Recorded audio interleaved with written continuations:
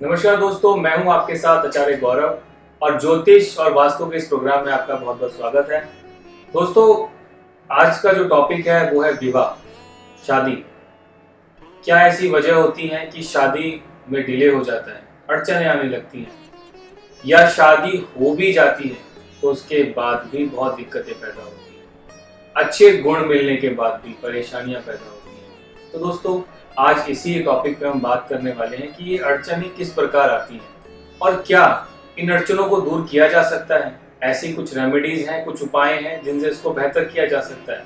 तो दोस्तों, कुंडली के अंदर हर व्यक्ति आज के समय में जानता है कि सप्तम भाव ये हमारी शादी का भाव है। मतलब 7th हाउस जो है ये हमारे बेटर हाफ का हाउस बोला जाता है, यानी कि आपके धर्मपत्नी या आपके पति का। अब इन भावों का शुभ होना बहुत जरूरी है, यानी कि सप्तम भाव में शुभ ग्रहों का होना, सप्तम भाव के स्वामी का शुभ स्थानों में जाना, ये जो स्थितियां होती हैं ये शादी के लिए एक अनुकूल परिस्थितियां बनाते हैं। लेकिन वहीं अगर यहाँ पर अशुभ ग्रह आ जाए या यहाँ पर कोई ऐसा ग्रह बैठा हो जो उस भाव को बहुत ज्यादा पीड़ित कर रहा हो, या सप्तम भाव का स्वामी कुंडली के ऐसे भावों में विराजमान हो जाए जहां पर पहले ही पाप ग्रह बैठे हैं, या पाप कत्री का मतलब होता है कि कोई शुभ ग्रह जो आपकी कुंडली में एक शुभ स्थान का स्वामी होके दो अशुभ ग्रहों के बीच में जो भी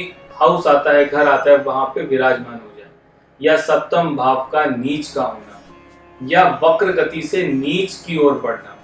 तो देखिए, ये एक ऐसी परिस्थितियां होती हैं जब आप कभी भी देखोगे कि लोग कई बार बहुत प्रयास करते हैं, कई रिश्ते देखते हैं, लेकिन उनकी शादी नहीं हो पाती। और अगर किसी कारणवश कोई ऐसा योग बनता है कि उनकी शादी हो भी जाती है तो वहां पर शादी के अगले दिन से ही झगड़े पैदा हो जाते हैं, दिक्कतें पैदा हो जाती हैं। देखिए दोस्तों, कमी किसी में नहीं होती। हर इंसान को भगवान ने कोई ना कोई क्वालिटी दी है, कोई ना कोई ऐसी स्थितियां दी हैं जो उसके लिए बेहतर होती हैं, ग्रहों की स्थितियां बेहतर होती हैं। लेकिन यहाँ पर बात हो रही है शादी की, कि शादी में अड़चनें क्यों आती हैं। तो यहाँ पर जो स्थितियां हैं, सबसे पहले देखा जाता है कुंडली के अंदर सप्तम भाव, आपके बृहस्पति और शुक्र की पोजीशन, कि कुंडली में बृहस्पति किन भावों में बैठा हुआ है, कहीं वो अशुभ भावों में तो नहीं है। और कुंडली के अंदर शुक्र, देखिए आप यकीन मानिएगा, हमेशा से ये कहा गया है जब तक बृहस्पति और शुक्र ये अस्त होते हैं तब तक विवाह नहीं किया जाता, इसको तारा अस्त बोला जाता है।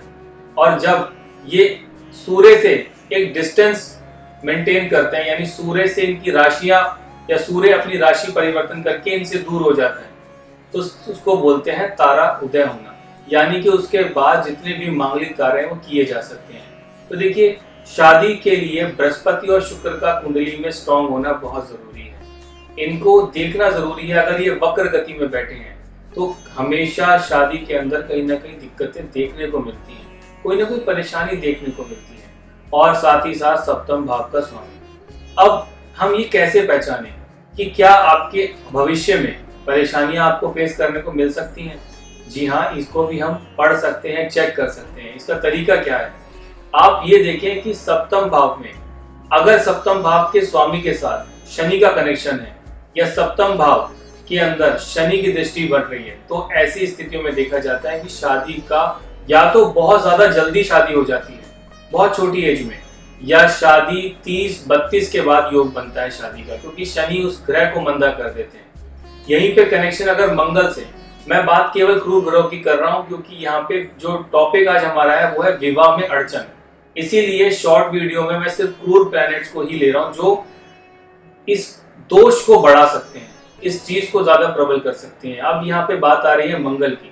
देखिए, मंगल के साथ जब भी सप्तम भाव के स्वामी का कॉम्बिनेशन बनता है, या यहाँ पर किसी ना किसी रूप में मंगल की दृष्टि पे अगर सप्तम भाव का स्वामी आ जाता है, तो ये बहुत ज्यादा क्लैशेस, बहुत ज्यादा परेशानियां पैदा करने वाले योग बन जाते हैं।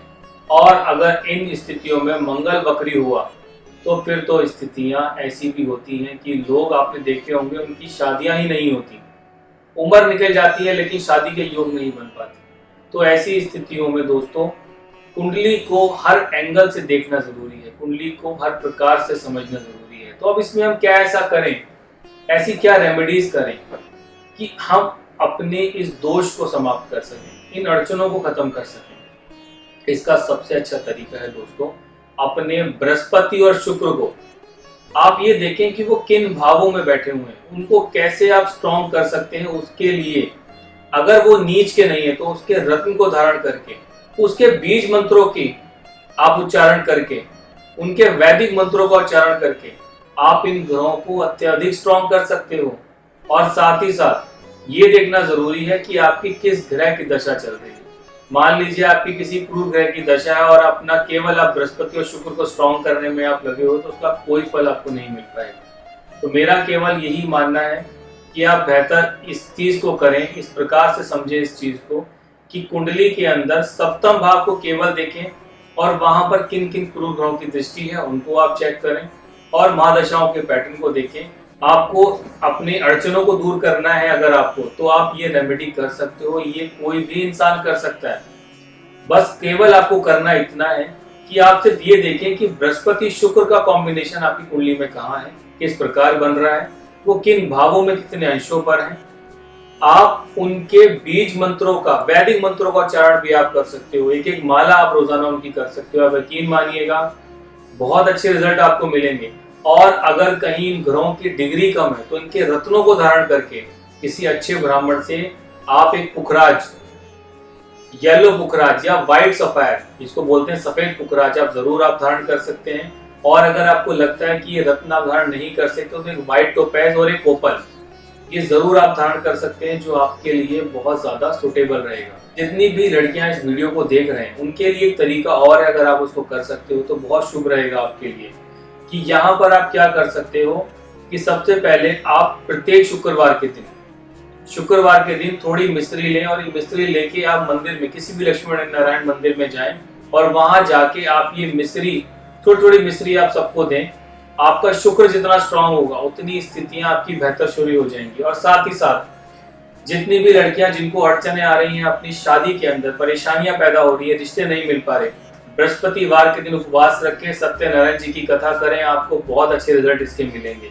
जितने भी मेरे दोस्त भाई बंधु इस वीडियो को देख रहे हैं जिनकी शादियां नहीं हो पा रही हैं, उनके लिए वो लोग क्या कर सकते हैं, मेल क्या कर सकते हैं, ऐसा आप लोग केवल सिर्फ इतना करें कि नहाते समय थोड़ी सी दही, आप अपने पानी में थोड़ी सी दही डालें और नहाते समय उसका आप प्रयोग करें, ये बहुत शुभ रहेगा। आपका केसर या फिर चंदन, केसर ले लें या फिर चंदन ले लें, इसका टीका आप अपनी नाभि पे और अपने माथे पे जरूर लगाएं, ये आपके लिए बहुत ज्यादा शुभ रहेगा। और कोशिश करें घर से निकलते समय अपनी माता का आशीर्वाद आप जरूर प्राप्त करें।